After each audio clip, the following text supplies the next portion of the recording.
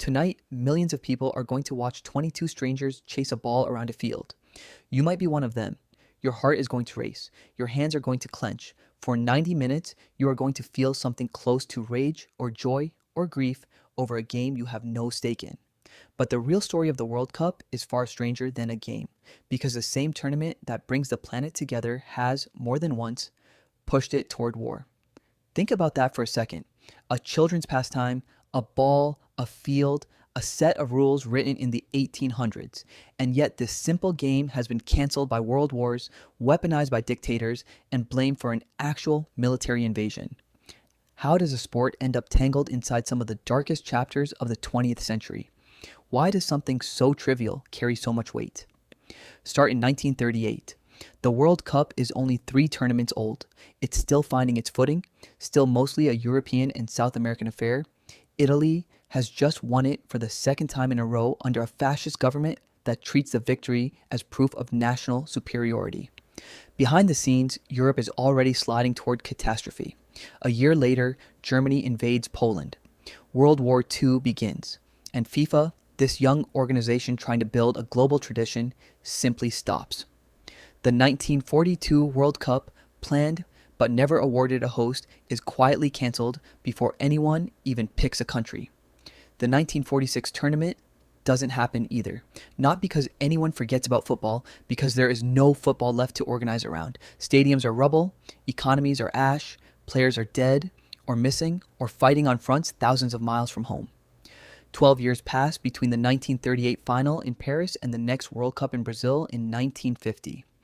12 years is an entire generation of footballers who never got their tournament. The football historian David Goldblatt has spent decades tracing how deeply the sport is stitched into the politics of its era, and his research keeps landing on the same point. Football has never been separate from history. It has always been history, played out in shorts and studs. So the war stopped the World Cup. That part is almost expected. Wars stop everything. But here's the twist. Sometimes it worked the other way. Sometimes the World Cup didn't just get interrupted by conflict, it helped cause one. June 1969. Central America, Honduras and El Salvador, 2 small neighboring countries, are set to play each other in a qualifier for the 1970 World Cup. On paper, it's routine. 2 nations who don't love each other, fighting for one spot in Mexico. Underneath, something much older is simmering. For decades, hundreds of thousands of Salvadorans have crossed the border into Honduras. Looking for farmland, their overcrowded, unequal home country can't offer them. By the late 1960s, over 300,000 Salvadoran migrants are living in Honduras. Then Honduras passes a land reform law. Native-born citizens get priority. Migrant farmers, many of whom have lived there for years, are pushed off the land, expelled, sent back across a border into a country that has no room for them either. Into this pressure cooker steps a football match. The first game, in the Honduran capital, ends in a narrow home win, and it's followed by violence in the stands and on the streets. The second game, in El Salvador, is worse. Objects thrown, death threats, Hondurans fleeing the stadium in fear for their lives. By the time the deciding match is played on neutral ground in Mexico City, both governments have already been using the fixture to whip up nationalist fury in their state-controlled press. El Salvador wins in extra time. On the very same day, El Salvador cuts diplomatic ties with Honduras.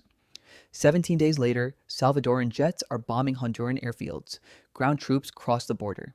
What historians now call the football war or the soccer war lasts just 4 days. It leaves thousands dead and hundreds of thousands displaced. Here's what matters, and it's easy to miss. The war wasn't really about football. Historian Juliette Desplat, who has studied British archival records of the conflict, is careful to point out that the true causes sat underneath the matches: land, migration, decades of unresolved resentment. The games didn't create the war, they gave it a spark. A headline, a symbol simple enough for 2 governments to point at instead of their own failures. The Polish journalist Ryszard Kapuscinski, who covered the war firsthand and later wrote about it, understood this better than almost anyone. He saw a conflict that looked, from the outside, like madness over a soccer score. From the inside, it was 2 exhausted, unequal societies finally running out of road. Notice the pattern. Football doesn't usually manufacture hatred out of nothing. It finds hatred that already exists and gives it a stadium to stand in. Now, fast forward to 1978. The World Cup is being hosted by Argentina, and Argentina is not a democracy. 2 years earlier, a military junta seized power. People are disappearing. Torture centers operate blocks from where fans are singing in the stands. The junta knows exactly what it's doing by hosting the tournament. A World Cup win is a gift-wrapped distraction, a chance to parade national pride on television while the machinery of repression keeps grinding in the background. Argentina wins the trophy on home soil. The streets fill with celebration. Somewhere in the same city, people are being held in secret. Two realities occupying the same summer. 8 years later, in 1986, Argentina meets England in the World Cup quarterfinal. It's only been 4 years since the two countries fought an actual war over a set of islands in the South Atlantic that most of the world had never heard of until soldiers started dying there. When Diego Maradona scores his second goal of that match, a goal still considered one of the greatest in history, Argentine commentators don't just call it a great goal. They call it revenge. The football pitch becomes a battlefield with better lighting and no body count.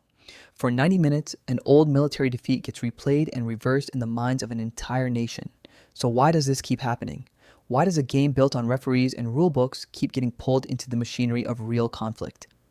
Here's the counterintuitive part. It's not because football is unusually dangerous. It's because football is unusually good at doing something your brain has been built to do for a very long time. Sorting people into us and them instantly, emotionally, without asking permission. Long before nations existed, before flags or anthems or nationalist newspapers, small human groups survived by knowing exactly who belonged to their tribe and who didn't. That instinct kept you fed. It kept you safe. It also, when it misfires, turns a stranger from the next village into an enemy worth fighting. Modern nationalism didn't invent tribal loyalty. It just borrowed the wiring and gave it a bigger canvas, a flag instead of a hut, a national team instead of a hunting party. Football is almost perfectly designed to activate that wiring. 11 representatives, one shared color, 90 minutes of clear winners and losers, a crowd chanting in unison. Watching your team win doesn't just feel good. Brain imaging research on sports fans has repeatedly found that watching your group win or lose lights up the same reward and threat circuitry involved in real intergroup competition. Your brain, for those 90 minutes, is not entirely sure the difference between a football match and a battle matters all that much. That's the uncomfortable truth sitting underneath the World Cup's history. The tournament didn't need to invent conflict. It only had to offer a stage vivid enough, tribal enough, high stakes enough for existing tensions to walk onto it and perform. In 1969, land and migration tensions used a football pitch as the trigger. In 1978, a dictatorship used a trophy as a curtain. In 1986, a lost war got its rematch, symbolically in front of a global audience. Which brings you back to tonight. You, on your couch, feeling your pulse spike over a game you have no real stake in. That reaction isn't shallow. It isn't silly. It's the same ancient tribal circuitry that once helped small groups of humans survive, now firing off in a stadium instead of a hunting ground. Most nights, that circuitry is harmless. It's the reason strangers hug each other in bars after a last-minute goal. It's the reason a whole country can, for one night, feel like a single organism. But history keeps a quiet reminder tucked inside every tournament. The same instinct that makes you love your team without hesitation is the instinct that, under enough pressure, from enough resentment, from enough desperate governments looking for a distraction, can tip into something far more dangerous. The World Cup didn't just get interrupted by war. In its own strange way, it has occasionally shown you exactly how war begins. Not with hatred appearing out of nowhere, but with tribal loyalty finding a stage large enough to matter. So tonight, when the ball is kicked and the crowd roars, you're not just watching a game. You're watching the oldest instinct you have, dressed in a national jersey, playing out in front of the entire world.